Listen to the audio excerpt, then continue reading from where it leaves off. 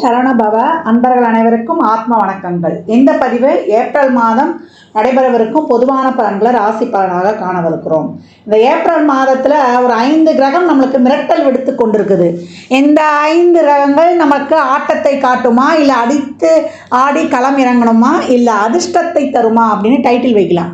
ஏன்னா அந்த அளவுக்கு இந்த 5 கிரக கூட்டணி கால சக்கரத்தின் 12ஆம் இடத்தில் அமர்ந்து சூரியன், சுக்கிரன், புதன், சனி, ராகு இந்த கூட்டணி 12 ராசிக்கு எப்படிப்பட்ட பலன்களை அளிக்க இருக்குதுன்னு பார்க்க இருக்கிறோம். இதில் புதன் இந்த மாதம் 3ஆம் தேதி வக்ர நிவர்த்தி அடைஞ்சிருவார். சுக்கிரன் இந்த மாதம் 13ஆம் தேதி வக்ர நிவர்த்தி அடைஞ்சிருவார்.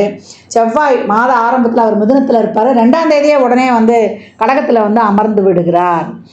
கேது ஆஸ் யூஷுவலாக நம்மளுக்கு கன்னியில் இருக்கிறார். சந்திரன் நமக்கு மேஷத்தில் உதயமாயிடுவார் பரணியுடைய சாரத்தில்.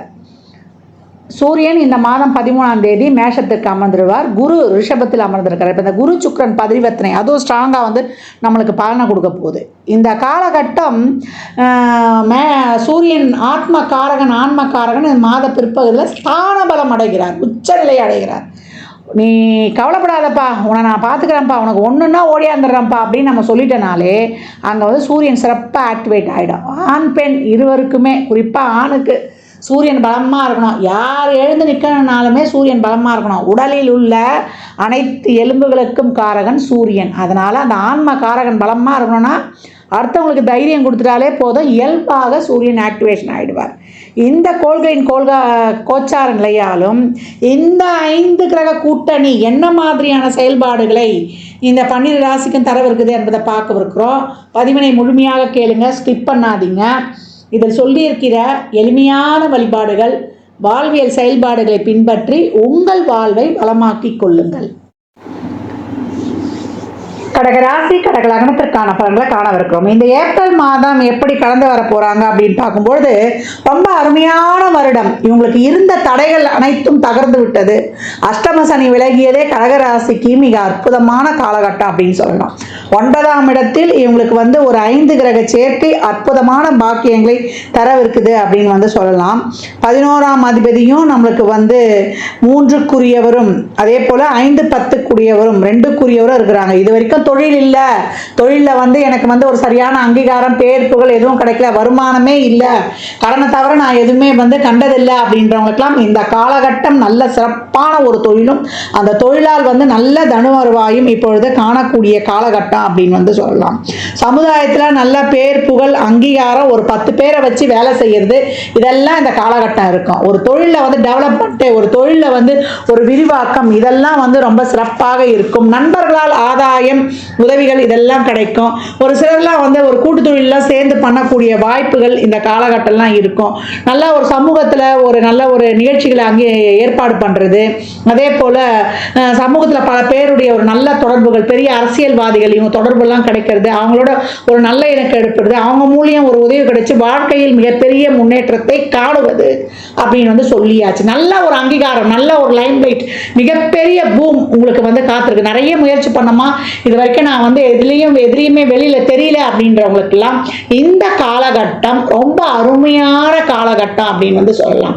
அழகான கிரக நகர்வுகள் அப்படின்னு சொல்லியாச்சு. நிறைய படுத்துட்டார் இல்லையா சனீஸ்வர பகவான். நம்ம பட்ட கஷ்டங்கள், வழிகள், நம்மளுடைய வேதனைகள் இதையெல்லாம் தீர்த்து மிக சிறப்பான ஒரு நிலையை நமக்கு தர காத்து கொண்டிருக்குது இந்த கிரகங்கள் சொல்லலாம். அப்ப என்ன பண்ணலாமா அப்படின்னு கேட்கிறவங்களுக்கு விடாமுயற்சி விஸ்வரூப வெற்றி. நிறைய முயற்சிகளை எதிர்பார்த்து கொண்டிருந்தேன், ஒரு நல்ல செய்தி வராதா, நான் பண்ண முயற்சிகள் அதிகம், நான் நடையா நடந்தேன், என்னுடைய உழைப்பெல்லாம் விலகுக்கு ஏற்ற நீரா அப்படின்னு சொன்னவங்களுக்கெல்லாம் இந்த காலகட்டம் மிகப்பெரிய ஒரு பொருளாதார சேர்க்கையும் ஒரு தொழில் வாய்ப்பும் இந்த காலகட்டம் ரொம்ப சிறப்பாக இருக்குதுன்னு சொல்லலாம்.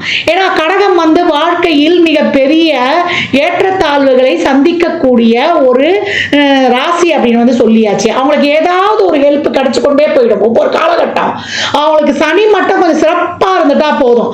அவங்களுக்கு ஒவ்வொரு காலகட்டமும் அவங்க நிறைய தடைகளை கண்டாலும் அதை தாண்டி சாதிக்கக்கூடிய வாய்ப்பு ரொம்ப அருமையாகவே இருக்கும். ஆரம்பத்தில் அவங்களுடைய ராசி லக்னாதிபதியான சந்திரன் 10ல் அமருகிறார். அவ்வளோ ஒரு சிறப்பா ஒரு நல்ல ஒரு தொழில் அமைப்பு இந்த காலகட்டம் இருக்கும். தொழிலுக்காக ஒரு பயணம், தொழிலுக்காக ஒரு வெளியூர் வெளிநாடு வேலை வாய்ப்புக்காக காத்திருந்தவர்களுக்கு நல்ல தகவல்கள், அதன் மூலம் வந்து நல்ல வேலை வாய்ப்பு. இது வரைக்கும் பாஸ்போர்ட் விசாலாம் கிடைக்கலாமான்றவங்களுக்குலாம் இப்போ அந்த காலகட்டம் கிடைக்கும்.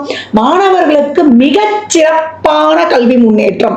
ஆமா, படிச்சுக்கிட்டே நான் ஏதாவது ஒரு வேலை பார்க்கலான்னு இருக்கிறேன், ஒரு வெளிநாட்டில் போகிறேன், ஒரு கனடா, நாங்கள் வந்து ரஷ்யா போகிறோம் படிக்கிறதுக்கு, ஒரு மெடிசனுக்காக, இல்லை ஒரு நாங்கள் வந்து ஒரு ஹையர் எம்எஸ் பண்ணுறதுக்காக போகிறோன்றவங்க நல்லா ஒரு கவர்மெண்ட் கோட்டாலேயே உங்களுக்கு வந்து பேங்க்குகளில் வந்து உங்களுக்கு கிடைக்கக்கூடிய லோன் வந்து நல்ல நிறைய தள்ளுபடி இதுலேயே கிடைக்கனால ஸ்காலர்ஷிப் உங்களுக்கு இருக்கும். இந்த மாணவன் நம்ம கல்லூரி வளாகத்துக்கு வரணும், இவரால் நமக்கு பேர் கிடைக்கும் அப்படின்ற மாதிரி இருக்கும். ப்ளஸ் டூலாம் படிக்கக்கூடிய மாணவர்கள் உங்களால் உங்கள் கல்வி நிறுவனருக்கு பெருமை சேர்க்கக்கூடிய அளவுக்கு ஸ்டேட் ஃபர்ஸ்ட் வரக்கூடிய வாய்ப்பு மிகச் சிறப்பாக இருக்குது. நீட் எழுதுகிறோம், நாட்டா எழுதுறோம், அப்படி நேர்முக தேர்வுகளை வந்து சந்திக்க போகிறோம் அப்படின்றவங்களுக்கெல்லாம் இந்த காலகட்டம் மிகப்பெரிய வந்து ஒரு வாய்ப்பு, பூம் அப்படின்னு சொல்லியாச்சு. எதிர்பார்க்காத தருணத்தில் வாழ்க்கையில பாதையே இல்லை, நிறைய கடன் போட்டுட்டோமா, நிறைய உறவுகள் பிரச்சனை, உடல் ஆரோக்கியத்தில் குறைபாடு, இந்த விஷயத்தை போய் இப்ப பேசலாமா, என்னுடைய உறவு வந்து இப்போ ஒன்று சேருமா அப்படின்லாம் வந்து காத்து கொண்டிருப்பவர்களுக்கெல்லாம் இது அருமையான காலம்.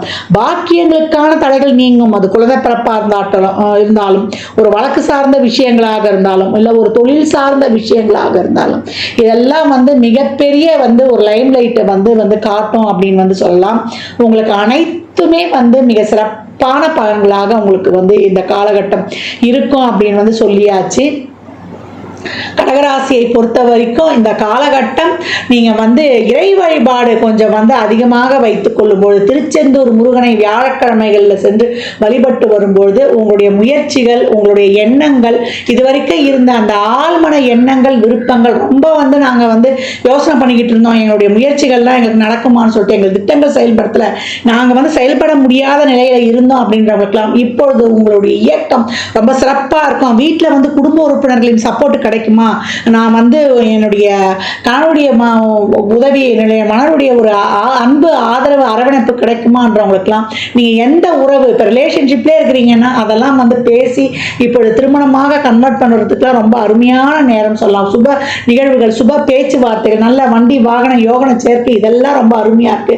இல்லை எங்க பிள்ளைங்களுக்கு வந்து எந்த ஒரு நல்லதும் நடக்கல அப்படின்றவங்களுக்குலாம் இந்த காலகட்டம் ரொம்ப அருமையான ஒரு நல்ல ஒரு வாய்ப்புகள்லாம் நடைபெறுவது, இதெல்லாம் ரொம்ப அருமையாகவே இருக்கும். ஏன்னா செவ்வாய் இந்த மாதம் வந்து உங்களுக்கு நீசமாக இருந்து வந்து அமர்ந்தாலும் கூட அடுத்தடுத்து சந்திரன் வந்து சேரும் போதெல்லாம் உங்களுக்கு வந்து அது வந்து ஒரு இறைவு வந்து ரொம்ப சிறப்பான பலன்களை தரும். ஒரு 10 நாள் தான் அப்படி இப்படி இருக்கும், அதுக்கப்புறம் உங்களுக்கு சிறப்பாக அந்த கூட்டுலாம் வந்து உங்களுக்கு ரொம்ப சிறப்பா.